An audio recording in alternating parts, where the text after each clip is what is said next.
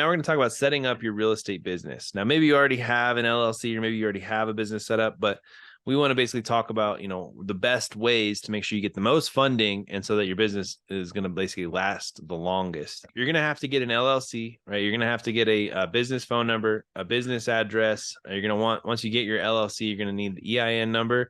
You're going to want to set up a Dun & Bradstreet number, right? So it sounds like maybe a lot of weird words you've never heard before. We're going to tell you everything. The first thing is just, you got to pick a name. It sounds funny, but real estate is a high risk industry according to the banks.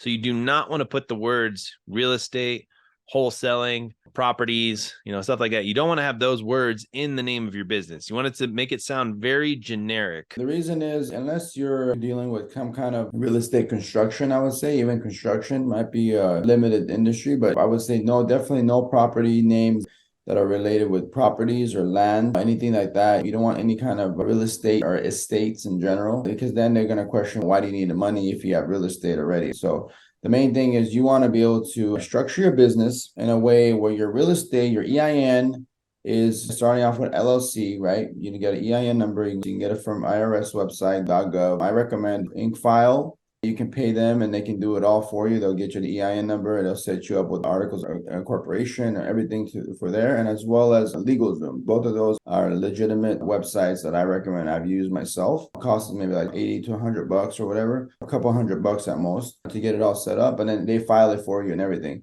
Then on top of that, you get your EIN number, right? Boom. Yeah, you have EIN number. What do you need? You need potentially a website. It doesn't have to be fancy. Just a website. You need to be able to have a phone number, a business phone number. Use a Google Voice number if you want. It works. All my businesses have Google Voice numbers. Another thing you can use, for example, is you need a physical address. If you don't have a real estate other than your home, you can use a property like an investment property. I've used investment properties as a business address. It works. Banks don't care, but they do want a physical address. Okay. They need an ipostal1.com. They provide physical addresses that you can buy. You pay every month. And you can use it as a physical mailbox. You can even have the mails redirected to you, even though you have a physical address. Those are the things I would have. Get a business account set up, right? Any bank, you might have to walk in physically. If it's a local bank, like a commercial bank, you need to get a business account set up, account number, routing number, put some money in there, right? Put at least $1,500 in there if you can, or at least $500 at a minimum, just to get the money in there. And then eventually you're going to want to put more money in there. And that's the way it works. But that's how you set up your business. So you want to have those specific, the website. You want to have your EIN number. You want to have your physical address. You want to have maybe even a business email and business phone number, right? Those all can be set up with Google. Those are the business structures that I would recommend. You want to get one to protect yourself as well. Like when you're wholesaling or when you're doing real estate, you want to have that limited liability corporation set up. So I would recommend an LLC. If you want to get fancy, you can get an S Corp, but whatever works for you. And then instead of saying real estate, you can say holding, you can say enterprise, you can say solutions, you can say whatever you want, worldwide, make it generic. Those are the ones I like the most. Put your name and say holdings. Your name says incorporated, whatever it is, you can just create it that way.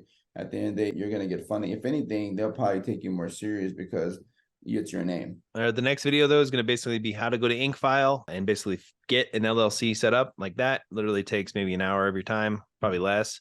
You'll have your first LLC or your next LLC set up for your business. If you already have one, just make sure it's up to date. Make sure your phone numbers, your addresses are all correct. And we'll double check when we go into funding. All right. Talk to you in the next one.